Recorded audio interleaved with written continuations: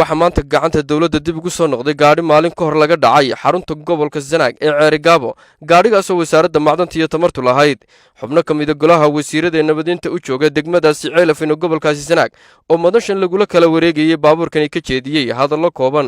ayaa waxay u mahadnaqeen cid kasta oo ka qayb qaadatay in baabuurkani gacanta xukuumadda dib ugu soo laabto waxana hadaladoodii kamid ah dadkii hawsha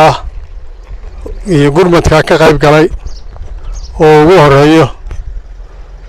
سلطان سعيد عبد السلام محمود عبد السلام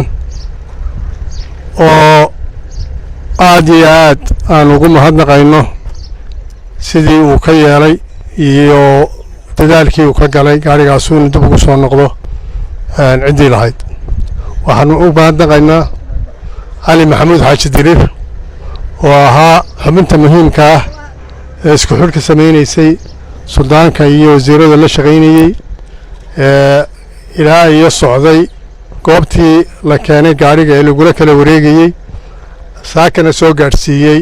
gacanta wasiirada waxaan kaloo aan xasuusinayaa dambiiluhu inaanu xuduud lahayn meeshii uu tagaba waa dambiile meel lagu baxsanayo inaanay jirin haddii uu qofku is yidhaahdo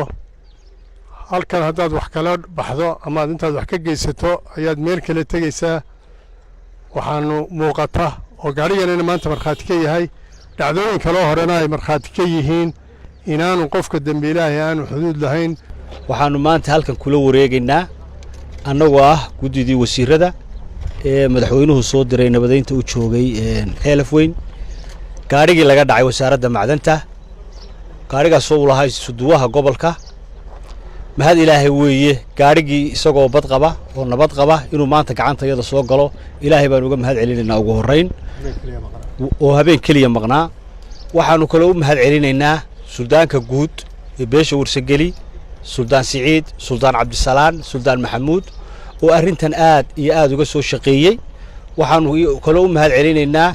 saraakiisha ciidamada ee ku sugan gobolka Badhan oo gaariga iyaga laftoodu aad uga soo shaqeeyay gaarigani maanta wuxuu calaamad weyn u yahay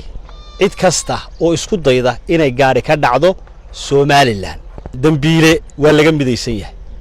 tuugna waa laga midaysan yahay wixii dambe oo isku dayana calaamad bay u noqonaysaa insha Allah waxa maanta halkan gacanteena ku soo noqday baabuurkii laga baxsay maxay wasaaradda macdanta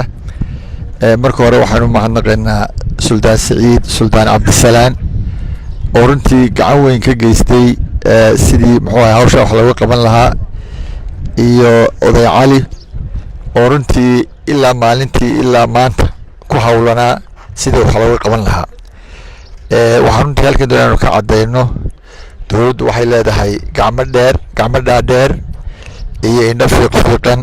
iyo awood ka sarreysa cid kasta oo isku dayda inay dalkan iyo dadkan dibadaabiyo u geysato waxaan uga digaynaa dadka dambiilayaasha ama falalka xun inay ku kacaan in masiirkoodu sidaas ku dambaynayo aanay meel ay wax la qabanayaan meel ay tagayaan midna aanu jirin cali maxamuud xaaji dirir oo kamid ahaa odayaashani juhdiga weyn geliyay si uu gaarigani gacanta dawladda dib ugu soo laabto ayaa isna kelmadiisa halkaasi ka jeediyay ilaahay baa mahadle suukan keenay maanta goobtan ay golaha wasiiradu joogaan oo madaxdii dalka ah waxaynu heegan ugu wada jirnay sidii dhacdadii dhacday ee gaariga lagula tagay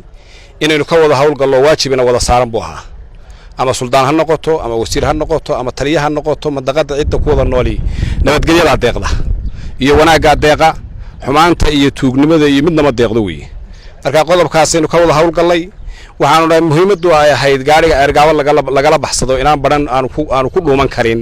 muhiimadda koowaad ee laga leeyahay taa weeye maxamed suuta telefishinka qaranka Soomaaliland ceelafweyn